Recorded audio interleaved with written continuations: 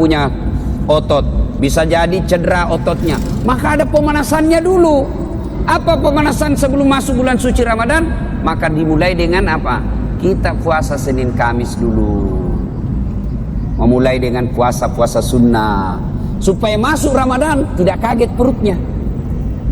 Kenapa? Dia sudah terbiasa mulai latihan. Maka persiapkan fisik dulu.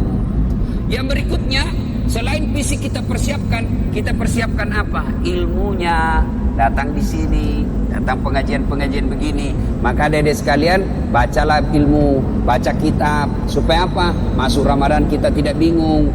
Adik-adik remaja, belajar fikih, belajar mana yang memakruhkan puasa, mana sunnah-sunnah yang lebih bagus, mana yang mengurangi pahala, puasanya tetap sah tapi kurang pahalanya. Bagaimana hukumnya mimpi basah ketika siang hari? Banyak-banyak saya lihat anak-anak milenial, anak-anak SMA tuh, Ustaz, bagaimana hukumnya kalau kita lagi puasa siang hari mimpi basah? Ada tuh mimpi basah kalau siang tuh? Iya. Nah, puasanya sah dengan catatan begitu bangun langsung pergi mandi, bangun langsung mandi. Kalau mimpi, kalau kreatif sendiri batal puasamu bosnya. Nah, itu harus ditahu semua itu. Termasuk bapak-bapak. Ada yang tanya, Ustaz, ternyata kalau malam boleh berhubungan suami istri? Ya boleh selama itu kau nikah. Halal. Yang tidak boleh siang. Selesai sholat subuh sampai maghrib, yang kau coba-coba. Kalau kau coba dekat-dekat istri dan kau offside, kartu merah. Apa dendanya? Puasa kau 60 hari berturut-turut. 60 hari berturut-turut. Kalau malam boleh. Maghrib sampai subuh boleh. Tiba-tiba ada bapak-bapak bilang, Ustaz, kalau malam betul boleh? Boleh. Masya Allah Ustaz, saya sudah 5 tahun biar malam tidak juga. Kadongok kok. Makanya belajar bos. Ya, nah, itu semua penting kita ketahui. Ustaz, bagaimana kalau menelan ludah pada saat puasa? Itu waktu kecil kan kita bilang kalau menelan ludah batal. Akhirnya kita meludah terus. Kering tenggorokan. Boleh kalau ludah, biar kau kasih keluar lagi, masuk lagi, keluar lagi, masuk. Boleh. Yang penting kau tidak tambah. Misalnya begini, tambah. Batal itu bos. Kalau yang di dalam tenggorokanmu keluar masuk, boleh. Yang penting kau tidak jijik. Keluar lagi. Nah, boleh kalau itu. Ya. Bagaimana kalau sikat gigi di bulan suci Ramadan? Boleh. Boleh. Yang penting jangan kau telan air. Pura-pura sikat gigi. Nah, mamamu bisa kau tipu, tapi Tuhan Maha tahu. Dia kalau Ramadan dia kumur-kumur, 3 kali masuk, 1 yang keluar. Berarti dia korupsi 2 ini. Nah, itu harus tahu ilmunya, semua harus kita tahu. Bapak-bapak, ini ibu-ibu yang pengantin baru, harus tahu ilmunya. Mandi junub. Ada yang bilang, Ustaz, katanya kalau Ramadan mandi junub, begitu selesai harus mandi junub. Begitu selesai hubungan suami istri mandi junub. Tidak. Tidak harus ketika selesai. Nanti mau sholat subuh baru mandi junub. Bukan puasa yang mewajibkan kita mandi junub, tapi sholat subuh yang mewajibkan bapak mandi junub. Ada orang dia bilang begitu selesai mandi, sebelah capekku itu bos. Pengantin baru sudah buka begitu mandi kok masih baik itu. Kalau jam 8 pulang taraweh begitu lagi mandi kok lagi. 2 kali mau mandi. Sekalinya mau tidur jam 11 begitu mandi lagi. Bangun jam 2 begitu mandi lagi. Sekalinya mau makan sahur begitu mandi lagi. 5 kali mandi satu malam. Mesek kok bos. Jadi kapan mandinya? Episode terakhir. Nah, ada juga kalau misalnya cuma jago ketawa anak muda, ini urusan orang tua. Nah, ada juga yang misalnya malam, misalnya jam 11 mau tidur. Ya. Kapan mandinya? Apakah sebelum makan sahur? Jadi kalau bapak makan sahurnya jam 2, apakah mandinya sebelum jam 2? Tidak. Bukan makan sahur yang mewajibkan bapak mandi junub. Tapi kapan? Sebelum sholat subuh. Jadi saya ulangi, sholat subuh yang mewajibkan ibu bapak wajib mandi junub, bukan karena puasa. Itu harus ditahu semua. Maka sebelum masuk puasa, belajar. Ya, nah, persiapan secara fisik, kemudian persiapan ilmu, mendatangi majelis-majelis, mendatangi kajian-kajian. Tidak ada kajian, maka silakan googling, cari kok di YouTube, ceramah-ceramah, cari. Kalau ada perbedaan pendapat, bandingkan lagi. Menurut Ustaz Abdul Somad ini, menurut Adi Hidayat ini, menurut Khalid Basalamah begini. Sudah itu, yang penting kau ikhtiar, sudah berusaha mencari ilmu, kau ragu, ikhtiar, salatlah, minta petunjuk dan hidayah dari Allah. Sudah itu, hakul yakin, jangan lagi ragu. Ini sekarang kan sudah banyak ustaz-ustaz kondang kok. Iya toh? Nah, cuma jamaah sekarang bukannya mengamalkan ceramahnya Pak Ustadz, dia jadi yuri. Dia menjadi tim penilai. Wah, kalau ini ceramah bagus, kalau ini bikin ngantuk, kalau ini jelek, kalau ini.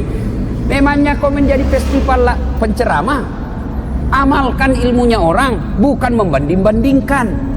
Ya? Nah, sebelum masuk Ramadan. Berikutnya lagi, sebelum masuk Ramadan, apa yang perlu kita lakukan? Cari musuhmu. Cari bombe. Apa sih yang kau tidak bertutur sapa? Musuh. Gara-gara pilpres. Satu dukung Jokowi, satu dukung Prabowo, bertengkar di grup. Akhirnya ketemu ndak baku sapa. Assalamualaikum. Dia tahu kalau saya tunda dulu salamku deh, karena nanti saya baku hadapan. Nanti selesai baru assalamualaikum. Padahal duduk samping. Selama masih musuhan, minta maaf. Kalau bapak masih musuhan masuk Ramadan, sah puasanya, tapi sayang amal-amal Ramadannya tidak dicatat. Nanti dicatat di buku amalnya setelah dia baikan sama musuhnya, termasuk yang suami istri. Itu di Sulawesi ada orang bertengkar sama istrinya gara-gara beda capres. Ya, Bu, bapak-bapak yang pernah sakiti istri minta maaf. Minta maaf sebelum masuk Ramadan. Bagaimana cara minta maafnya? Jabat tangannya, senyum, pandang matanya. Jangan jabat tangan. Senyum kok bos. Ada orang jabat tangan menakutkan matanya. Oh no, kok tidak ikhlas itu? Senyum. Sudah itu apa? Salawat kepada Nabi. Allahumma sholli ala sayyidina Muhammad wa ala sayyidina Muhammad. Berikutnya sebut judulnya dosa. Bu, maafkan saya bu. Kata istrinya, kenapa pak? Apa judulnya? Nggak enak saya ngomong sama kau ibu. Sebut, kata Ustaz Dasar harus sebut. Nggak enak. Betul kau nggak apa-apa? Nggak apa-apa pak. Apa? Mohon maaf ibu, saya pernah selingkuh. Dia bilang istrinya, nggak apa-apa pak. Saya maafkan. Memang begitulah makhluk biasa, namanya manusia. Kadang-kala kita hilap. Saya maafkan bang, karena 2 bulan yang lalu saya juga selingkuh. Ya.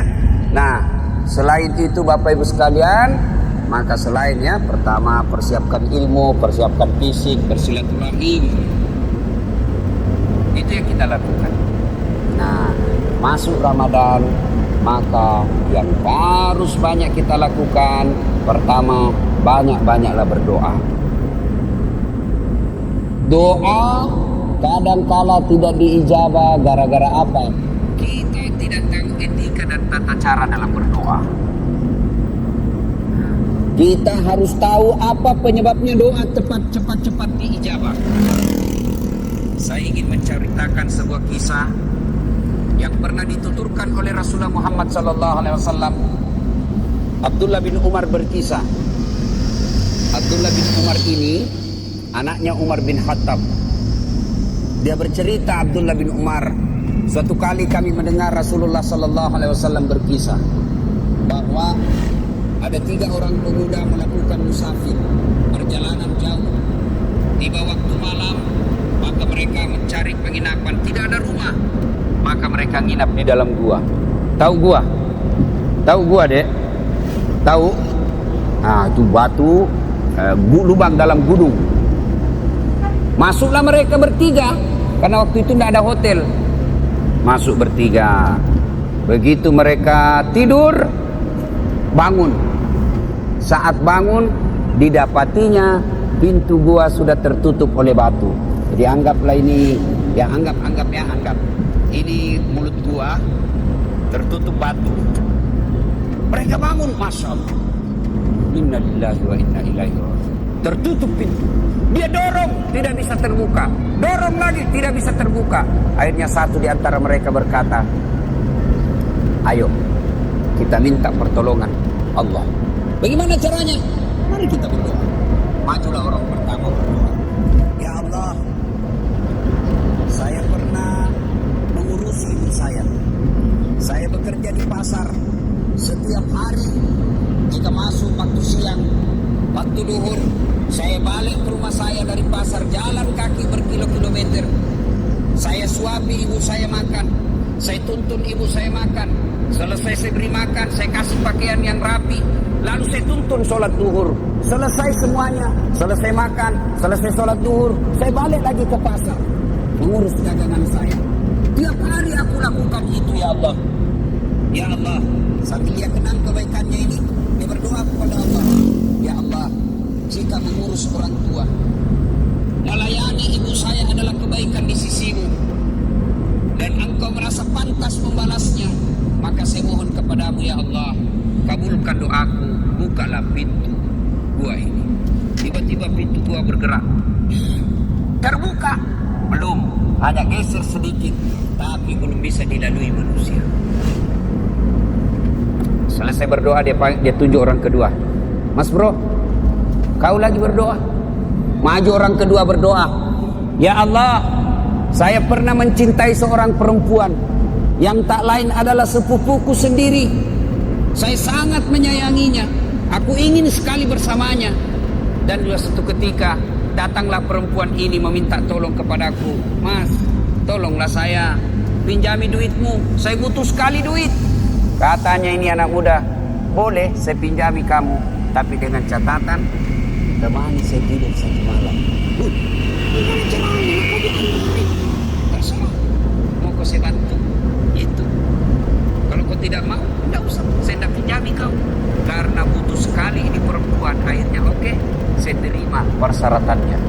Maka ketemulah mereka di tempat yang mereka telah sepakati. Pada jam yang mereka telah sepakati, datanglah ini perempuan, mulai dari berpakaian cantik sampai telanjang bulat. Telanjang bulat, bukan telanjang segitiga, telanjang bulat. Saya tidak tahu juga, jangan tanya saya kenapa disebut telanjang bulat. Saya juga tidak tahu kenapa, karena memang sudah begitu saja lahir. Ditanya saya, kenapa orang tidak bilang telanjang segitiga ya? Telanjang segi empat atau telanjang persegi empat, telanjang bulat. Tidak tahu kenapa, jangan kau tanya saya tidak tahu jawabannya. Dia sudah telanjang bulat ini perempuan. Ini laki-laki sudah mau mendatanginya. Tiba-tiba laki-laki ini seolah-olah melihat rambu lalu lintas. Huruf P silang warna merah. Dilarang parkir. Oh, tidak jadi ini laki-laki. Astagfirullah. Dia palingkan pandangan. Dia bilang, ini duit, ambil ini duit. Bagaimana? Tidak jadi. Terlanjur nih. Tidak jadi. Jadi, kau tidak usah utang, ambil saja di duit. Saya bantu kau lillahi ta'ala. Kira-kira kalau kau bos, tak kalah deh. Masya Allah. Dia tinggalkan sambil mengenang kebaikannya itu. Lalu dia berdoa kepada Allah, ya Allah, jika pada saat itu saya mampu mengendalikan diri, saya tidak berzina padahal dia sudah di depan mata saya. Saya tidak berzina karena saya takut kepadamu, ya Allah. Jika itu adalah kebaikan di sisimu, saya mohon kepadamu, ya Allah, kabulkan doaku, bukalah pintu ini. Akhirnya bergetar lagi tuh pintu gua, tapi belum bisa dilewati. Maju orang ketiga. Kau yang terakhir. Majulah orang ketiga.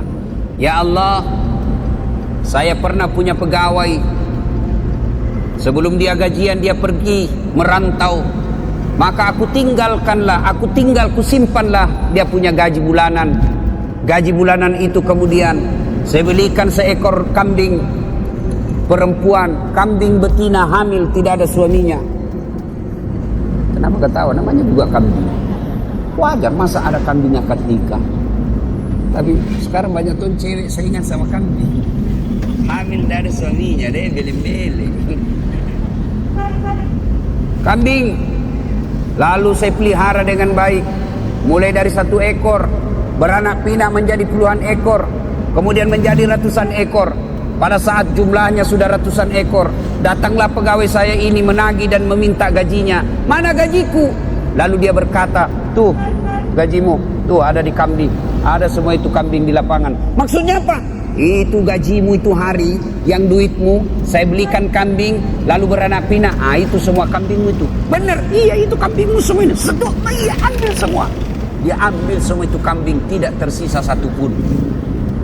Ini juga orang tidak tahu berterima kasih. Masa kau tidak simpan 1 ekor? Diambilnya semua. Ya Allah, jika memelihara amanah, jika memelihara amanah dan tanggung jawab adalah kebaikan di sisimu, dan itu patut mendapat balasan, maka balaslah kebaikanku ini dengan mengabulkan doaku. Ya Allah, bukalah pintu gua ini. Alhamdulillah, pintu gua bergeser. Alhamdulillah lagi mereka sudah bisa keluar. Nah, ini hadisnya Imam Bukhari pada nomor hadis kalau saya tidak salah 119 dikisahkan ini. Nah, dari kisah ini apa pelajaran yang bisa kita ambil? Apa pelajaran yang bisa kita petik dari kisah ini? Pertama, ternyata tidak ada manusia yang tidak ada masalahnya. Adik-adik, ada enggak di sini yang tidak ada masalahnya? Ada? Jatuh cinta, apa masalahmu? Dia suka enggak saya? Sudah disuka, selesai masalahmu? Belum. Lamar, dia terima enggak saya? Sudah dilamar, selesai masalah? Tidak, masalah baru. Apa? Uang panai. Orang Bugis uang panai, cocok enggak?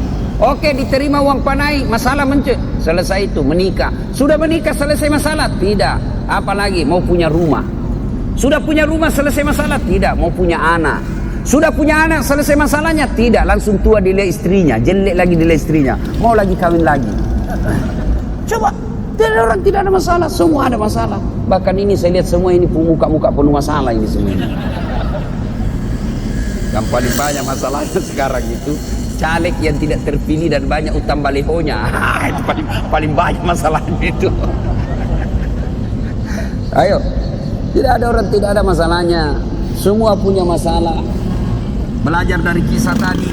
Jangankan kita yang tinggal di kota Batam, ini saja manusia dalam gua ada masalahnya. Apalagi kita.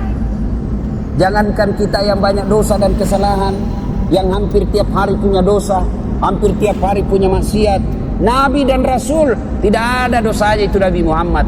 Apa tidak punya masalah? Penuh dengan masalah hidup beliau. Rentetan masalah dan masalah. Masih 6 bulan sudah lahir, belum lahir sudah meninggal wafatnya. Wafat bapaknya baru 3 hari diambil ibu susunya Halimatus Sa'diyah. 4 tahun bersama ibu susu kembali ke ibunya. Baru 2 tahun bersama ibunya, meninggal pula ibunya ketika usia 6 tahun.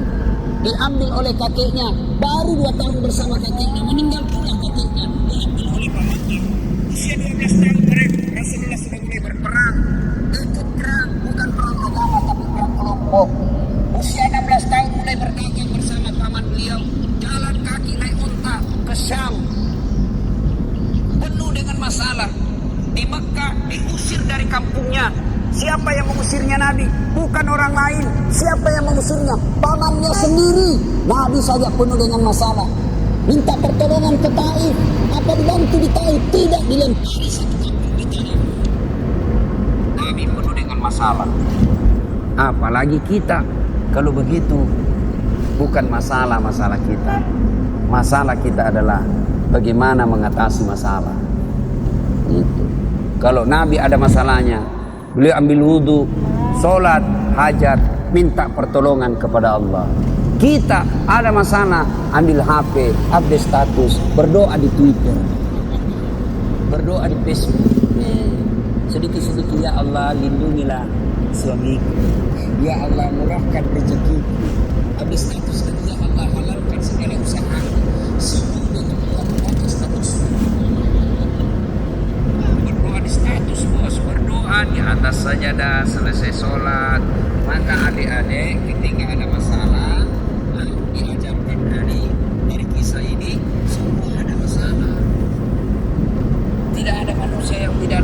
masalahnya, kamu pikir Ustadz tidak ada masalahnya?